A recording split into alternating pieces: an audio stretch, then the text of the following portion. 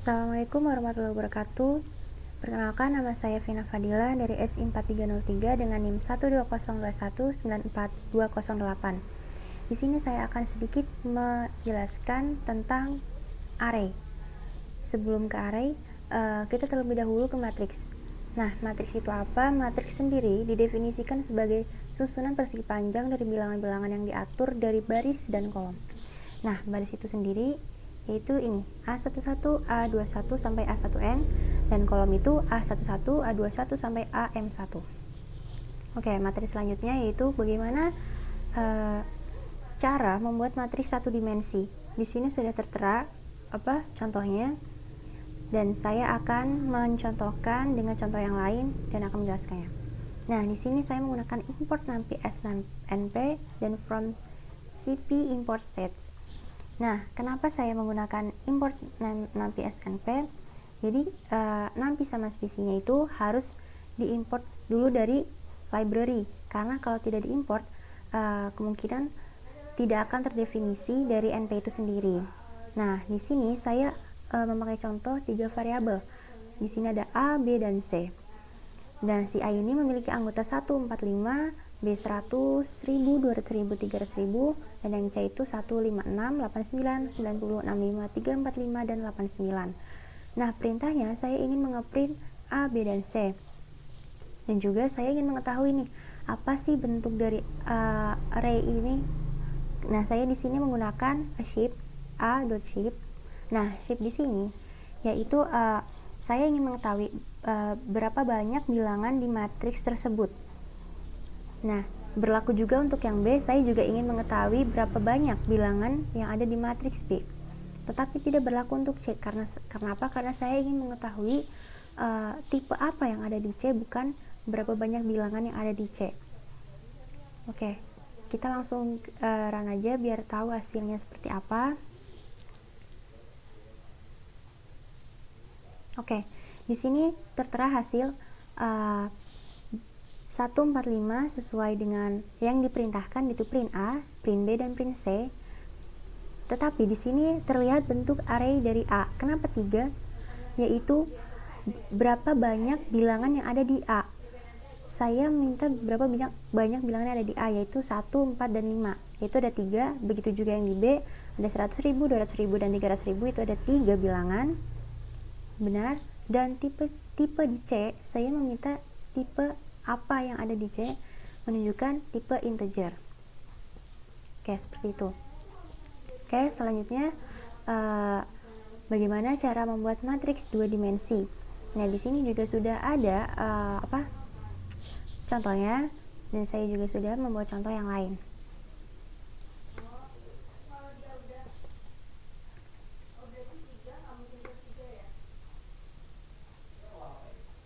Oke. Di sini saya juga menggunakan import numpy. Jadi import numpy itu sebenarnya seperti bawaan, dan jika kita sudah memanggilnya sekali, maka kita harus memanggilnya sampai akhir gitu. Jadi saya sudah menggunakannya di awal, berarti saya harus selalu menggunakannya sampai akhir.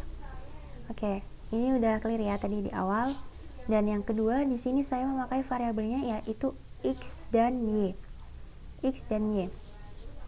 Oke, sebelumnya matriks 2 dimensi ini dia tuh harus punya 2 matriks tentunya yang berbeda. Nah, kalau matriksnya 2x2, mending pakai cara yang ke samping karena lebih mudah. Ini. Nah, kalau matriksnya di situ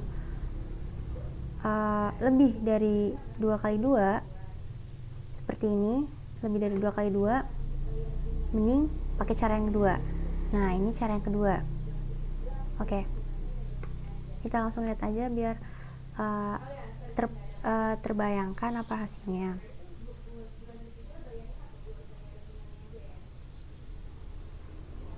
Oke, di sini kita lihat lagi soalnya.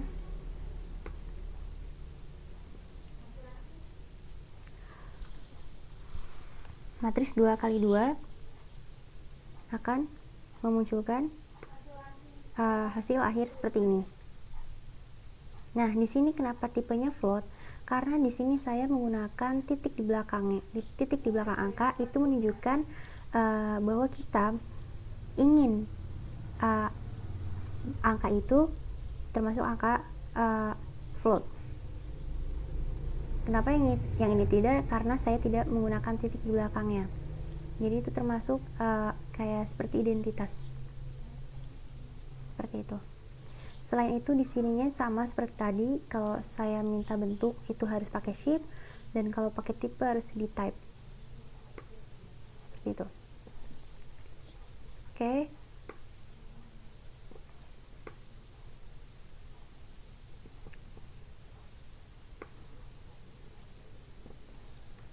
Lanjut ke matriks 3 dimensi.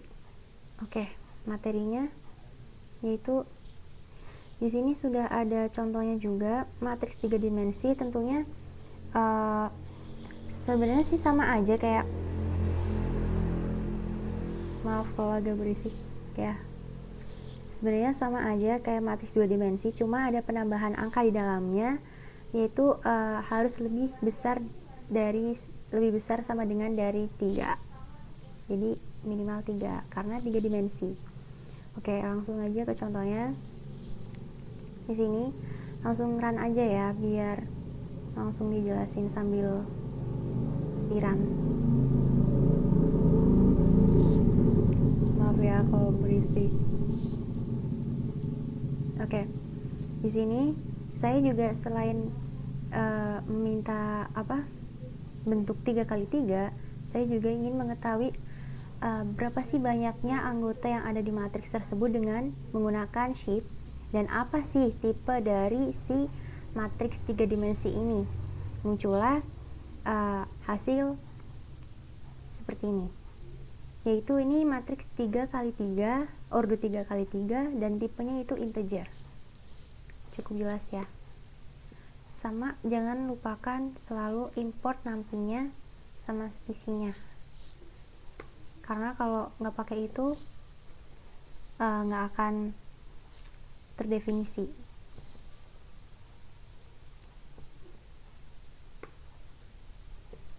Oke, selanjutnya kita akan membuat matriks array 0,1 dan identitas. Sebelumnya kita ke materinya dulu. Jadi di sini kita menggunakan R0 itu menunjukkan dia adalah matriks 0. Nah, makanya kita harus membuat array-nya tuh 0. Oke. Jadi variabelnya di sini bebas ya. Begitu juga di R1, yaitu berisikan matriksnya itu 1, dan di sini R01 itu matriks identitas. Langsung saja ke contohnya. Langsung run aja ya. Oke, sambil run, sambil saya jelasin, ini tetap jangan dilupain importnya. Terus di sini saya membuat array 0 dengan variabelnya p. Nah, itu saya ingin membuat berordo 3x5 dengan tipe datanya float. Oke. Ini contohnya matriks 0, semua anggotanya itu 0, berordokan 3x5, dan array 1 ini variabelnya itu pakai Q dengan ordonya 3x4. Saya juga mau di sini tipe datanya sudah ditentukan, yaitu pakai integer. Kalau yang tadi pakai float, kalau yang ini pakai integer. Nah, kalau yang R saya pakai matriks identitas itu pakai R. Nah, di sini saya 6 tuh saya maunya ordonya 6x6 dan tipenya itu integer. Nah, ini hasilnya biar terlihat bedanya ya. Seperti itu kurang lebih. Dan selanjutnya kita akan ke metode random dan array element. Oke, kita hapus dulu ya, kita langsung ke materinya. Random dan array element. Sebelumnya metode random itu untuk menghasilkan array dengan nilai random.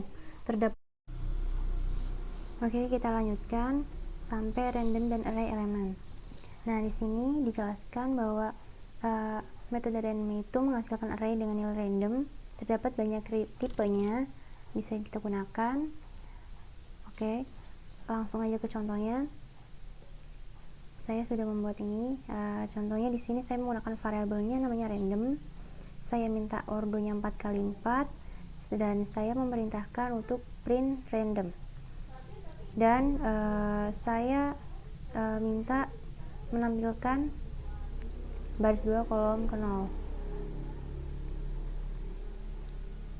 Oke teman-teman, jangan lupakan import nampinya dan spesinya. Oke, di sini sesuai ya, ordonya itu 4x4. Yang diminta itu apa? Baris kedua, berarti kita bacanya baris ketiga kan, baris ketiga kolom pertama baris ketiga itu ini sesuai dengan apa yang kita perintahkan. Oke, itu metode random dan array elemen. Dan selanjutnya yaitu ada materi berikutnya, slicing array. Oke, slicing array sendiri itu seperti ini. Sebenarnya mirip random, cuma bedanya itu yaitu di sini. Kalau slicing array itu kita pakai titik 2. Yang membedakan hanya itu. Dan mengoutputkannya itu kita secara sejajar.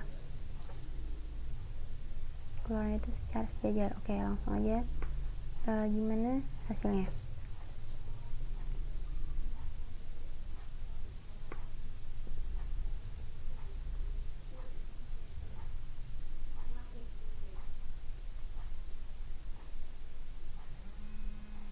Oke. Di sini saya minta ordonya 4x4. Saya namakan variabelnya itu slicing underscore array. Dan saya memerintahkan print slicing array sesuai 4x4. Dan di sini saya memerintahkan untuk menampilkan si titik 2 ini sebagai baris dan si 0 ini sebagai kolom. Oke, saya memerintahkan kolom 1 untuk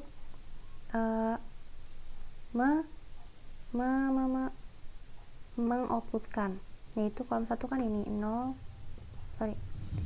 029750817 dan 081 bla bla bla bla, 065 dan 052. Inilah yang dimaksud saya, yaitu kenapa outputnya selalu sejajar. Itulah perbedaan antara array dan